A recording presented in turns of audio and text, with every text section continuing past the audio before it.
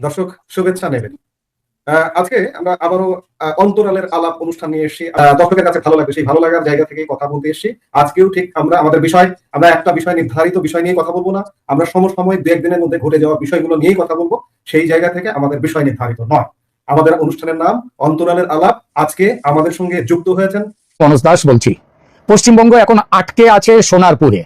টিভির পর্দায় সোনারপুর আর যুবরাজ অভিষেক ছাড়া আর কোনো খবর নেই। ঝাঁটা, জুতো আর ডিম ছাড়া অন্য কোনো বিষয় নেই। হেলমেট পরা অভিষেক তার মাথা বাঁচাতে তুমুল চেষ্টা করছেন।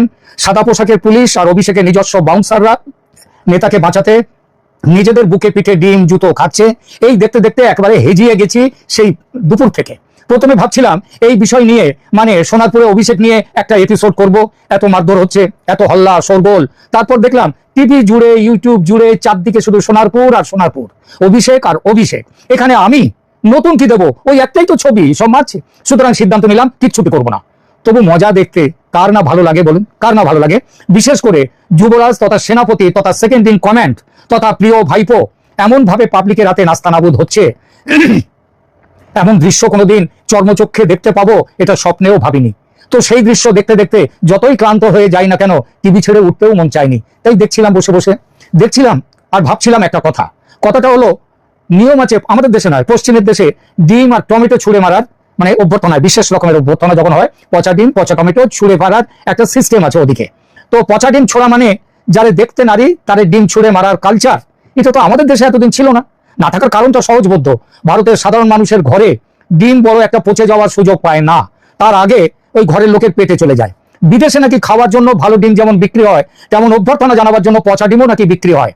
অবশ্যই এটাও শুনেছি পচা ডিমের স্টক তৈরি করার জন্য কেউ কেউ আবার খোলা রোদ্দুরে ডিম রেখে দেয় 2-4 দিন আগের থেকেই পচাবার জন্য, যাতে ঠিকমতো অভ্যর্থনাটা যাকে দেওয়ার কথা সেটা যাতে ঠিকমতো দেওয়া যায়। কিন্তু সোনারপুরে তো সেটা হওয়ার কথা নয়। এখানে তো পশ্চিমবাংলার এমনকি খুব বড় লোকের জায়গাও নয়, সাধারণ গরিব লোক, মধ্যবিত্ত খেটে খাওয়া মানুষের ভিড়।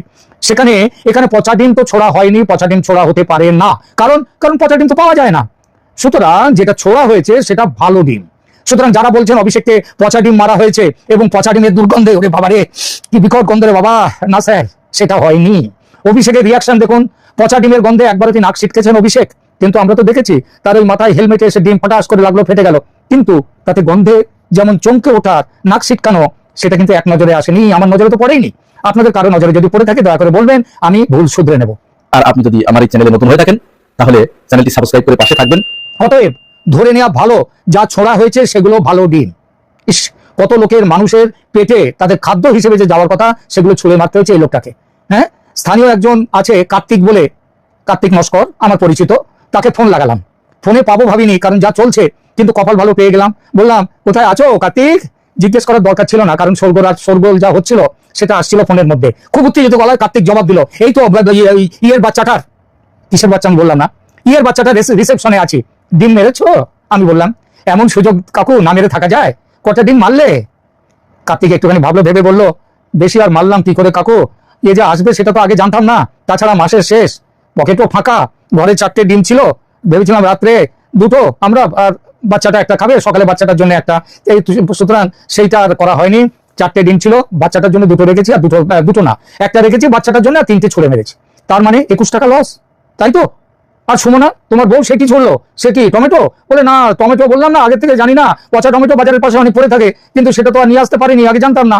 তো বউ সুমনা ঝাঁটা নিয়ে গিয়েছিল, তবে নতুন ঝাঁটা ছুঁড়ে মারেনি, পায়ে হাওয়াই চটি ছিল সেটা মেরেছে। সে কি হাওয়াই চটি মেরে দিল? তার মানে খালি পা? বলে, হ্যাঁ দাদা খালি পা। তা পুরোনো হাওয়াই? তো সেটা পুরোনো যদি হয় তো 20 টাকা দাম হবে নির্ঘাত, যত পুরোনোই হোক। তার মানে তোমাদের স্বামী স্ত্রীর মিলে তোমার 20 টাকা লস, সুমনার 20 টাকা লস, মোট 40 টাকা। তো কত লোক ছিল তোমরা রিসেপশনে যুবরাজের? বলো, তা কাকু হাজারের কম নয়, অর্থাৎ 20,000 টাকার ডিম আর 20,000 টাকার জুতো ঝাঁটা, মোট 40,000 বেরিয়ে গেল। ফোনটা কেটে গেল ঠিক তক্ষণি। আর আমি আবার হিসেব করতে বসলাম। অভিষেক বন্দ্যোপাধ্যায় তখন নিহত কর্মী সঞ্জু কর্মকার না কি যেন নাম, তার বাড়িতে ঢুকে গেছে। তার বাবা মার সঙ্গে কথা বলছে, টিভিতে দেখাচ্ছে সেই ছবি। গরমে কষ্ট হচ্ছে বেচারার, আহারে, রুমালে চোখ মুছছে, বারবার জল খাচ্ছে, ওই বিসলারি মানে জলের বোতল। আমার ফোন আবার ঠিক তখনই বাজলো, কার্তিক আবার ফোন করেছে, উত্তেজিত গলায় বললো, ফোনটা কেটে গিয়েছিল কাকু। আমি বললাম, যুবরাজ তো এখন আর ফোন দিয়ে কি হবে, যুবরাজ তো এখন ওই সঞ্জু নাকি ওদের বাড়ি গেছে দেখছি, রাস্তায় তো নেই। তা শোনো, একটা কথা বলো দেখি, ওই ছেলেটা মূল্য কিভাবে? মানে যুবরাজ যখন গেছে তখন তো শহীদ হয়েছে নিশ্চয়ই, তা কিভাবে সে হলো শহীদ, একটু ডিটেলস দাও দেখি। সঞ্জু, মানে সঞ্জু নয়, আমাদের কার্তিক একবার যেন খেপে গেল, শহীদ না মাথা, টিএমসি হেরেছে বলে কদিন খুব মন খারাপ ছিল, বোঝেনি তো, ইনকাম বন্ধ হয়ে গেল। বিজেপিতে ঢোকার খুব চেষ্টা করলো কটা দিন, সেখানেও সাকসেস হয়নি।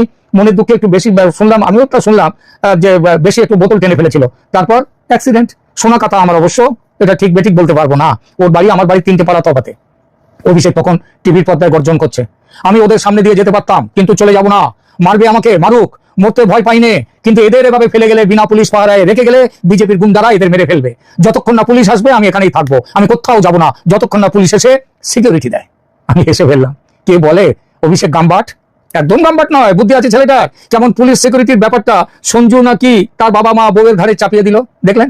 বলে পুলিশ না এলে, সিকিউরিটি না এলে যাবো না। সিকিউরিটিটা কার? তোমার না ওদের? এই না হলে নেতা? এবার উঠে পড়লাম, টিভি তার মতো চলছে, তার মতো ফিরে এলাম বেশ কিছুক্ষণ পর। ফের যখন টিভির সামনে বসলাম, তখন তৃণমূলের মিডিয়া সেলের বেঁচে পড়তে থাকারা দেখলাম তৃণমূলের হয়ে অভিষেকের ওপর জনরোষের ছবি আলাদা করে পোস্ট করেছে। ওরা কিছু নতুন অ্যাঙ্গেলের ছবি দিয়েছে, সেটাও দেখলাম। দেখছি ইতিমধ্যে যথেষ্ট পুলিশ, সিআরপিএফ ইত্যাদি পৌঁছে গিয়েছিল সোনারপুর।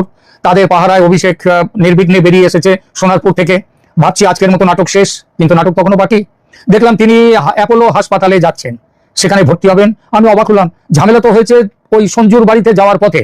তারপর যখন শহীদ পরিবারের সঙ্গে কথা হচ্ছিল, তখন তো দেখলাম অসুস্থতার কোনো চিহ্ন নেই, তার মাথা এখনো আগের মতোই রয়েছে সবকিছু, কেবল তার বাড়ির ভেতরে মাথা থেকে হেলমেটটা খোলা হয়েছিল, কিন্তু চুলের ভাঁজ টাজ পর্যন্ত সব ঠিক আছে। তাহলে অসুস্থতা হলোটা কখন? ফেরার সময় তো কোনো ঝামেলাই হয়নি, নতুন করে আঘাতটা লাগলো কখন যে হাসপাতালে ভর্তি হওয়ার দরকার?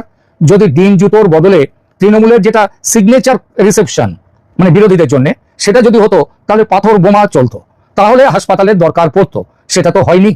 তখনই বুঝলাম এটা অভিষেকের কাঁচা মাথার কাজ নয়, নিশ্চয়ই পিসির ঝুনো মাথার বুদ্ধি।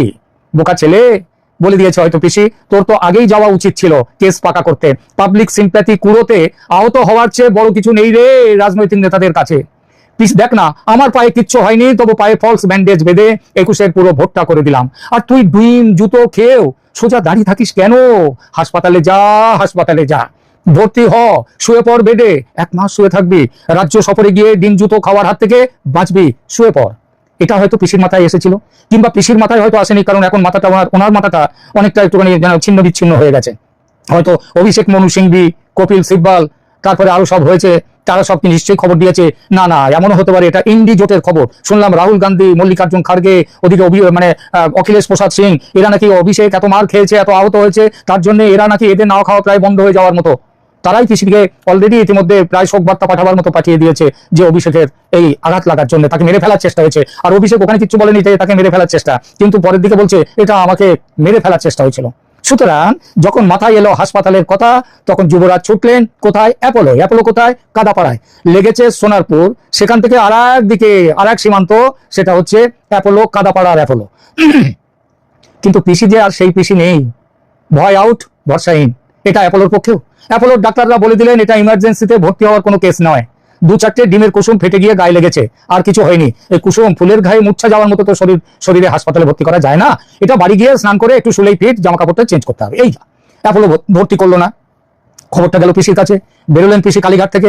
কলকাতার একদা মেয়র বৈশাখী খ্যাত শোভন এসে বিস্তর অনুনয় করলেন অ্যাপোলো কর্তৃপক্ষকে, ডাক্তারদের। চিড়ে ভিজলো না। এরই মধ্যে অ্যাপোলোর কে নাকি পাশ থেকে বলেছে, টিএমসি যখন ক্ষমতায় ছিল তখন নেতাদের বকেয়া বিল হয়েছে 137 কোটি টাকা, সেই অঙ্ক আর বাড়াতে চায় না অ্যাপোলো। এত সাহস! এইরকম পরিস্থিতিতে যুবরাজের শরীর খারাপ, হাসপাতালে ভর্তি হতে এসেছে, তখন তিনি কিনা টাকার চাহিদা, টাকার হিসাব। পিছিয়ে এসে গেছেন ভাইপোকে নিয়ে। এবার তিনি ছুটলেন বেলভিউ। যাওয়ার আগে অবশ্য দাঁতে দাঁত চেপে বলে গেলেন, আর কখনো ফিরবো না ভেবেছিস? আর কখনো? আরে এত সহজ নয়, একবার যদি ফিরি এবার, তাহলে তোদের হাসপাতালের বাটি চাপাচাটি করে দেবো। বেরিয়ে গেলেন তিনি বেলভিউর উদ্দেশ্যে ভাইপোকে নিয়ে। বেলভিউ কি ভর্তি করে নেবে অভিষেককে? জানি না, সে খবর পাইনি। হয়তো ভর্তি করবে কিংবা করবে না, দ্যাট ডাজ নট ম্যাটার। রোগী তো মরবে না, 1 গ্রাম ওজনও কমবে না।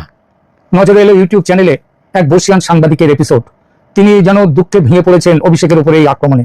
অবশ্য অভিষেকের উপরে আক্রমণের কথা তিনি বললেন না, তিনি দুঃখ কাতর মুখে বলছেন আজকের ঘটনা যেন ভয়ঙ্কর কিছু ঘটে গেছে বাংলার বুকে, বিজেপির এটা করা উচিত হয়নি ইত্যাদি। মানে তিনি ধরেই নিয়েছেন যা হয়েছে করেছে বিজেপি, এটা ওদের করা উচিত হয়নি, কারণ ক্ষমা পরম ধর্ম। তৃণমূল খারাপ বলে বিজেপি কেন খারাপ হবে, এইটা তার মূল বক্তব্য। ওরে বাবা, হয়েছেটা কি? ছুঁড়েছে তো ডিম। আর টমেটোর কথা হয়তো মাথায় ছিল না, কারণ এদিকে তো আর টমেটো ছোড়ার নিয়ম নেই, টমেটো খাওয়ার জিনিস। তো টমেটোর বদলে জুতো মেরেছে, পাথর তো ছোড়েনি। এতেই এত কাতর? ডিম ছোড়া, জুতো ছোড়া, এগুলো গণতান্ত্রিক অধিকার। গণতান্ত্রিক অধিকার পৃথিবীর যেসব দেশ খুব বড় বড় গণতান্ত্রিক দেশ পশ্চিমের, তারা ডিম ছুঁড়ে, পচা ডিম, পচা টমেটো চলে। এখানে তো ভালো ডিম ছুঁড়েছে, গন্ধ সহ্য করতে হয়নি। আর টমেটোর কথা হয়তো কারোর মনে ছিল না, তার বদলে জুতো ছুঁড়েছে। একজনও কেউ বলেনি যে এখানে টমেটো ছোড়া হয়েছে। সুতরাং তারা যা করেছে সোনারপুরের লোক, এটা গণতান্ত্রিক অধিকার, বেশ করেছে সোনারপুর। স্যালুট সোনারপুর। 15 বছর যা করেছে মমতা অ্যান্ড কোম্পানি আর তার ভাইপো, এই ভোটের আগে যেসব কথা বলেছে, ওই বার্নিং ঘাট তৈরি করে দেবে ইত্যাদি ইত্যাদি, তারপরে কোথায় ঝুলিয়ে মারবে অমিত শাহকে, কোথায় ইলেকশন কমিশনের জ্ঞানেশ কুমারকে কিভাবে মারবে। মমতা নিজে কি বলেছেন যে যখন ইলেকশন কমিশনের লোকজন আসবে ঝাঁটা হাতে নিয়ে বেরিয়ে আসবেন, বলেছেন নাড়ু তৈরি করে রাখতে। এই নাড়ুর মানেটাও সবাই বোঝে তিনি কি বলেছেন। সুতরাং সোনারপুরে যেটা হয়েছে তার প্রেসক্রিপশন মমতার নিজের, যাহা হইয়াছে ঠিক হইয়াছে, তবে এটা অল্প হইল, আরো কিছু প্রয়োজন রহিয়াছে, ভবিষ্যতের দিকে তাকাইয়া থাকিতে হইবে আমাদের। ধন্যবাদ। আজ এ পর্যন্তই। ভালো থাকবেন। আল্লাহ হাফেজ।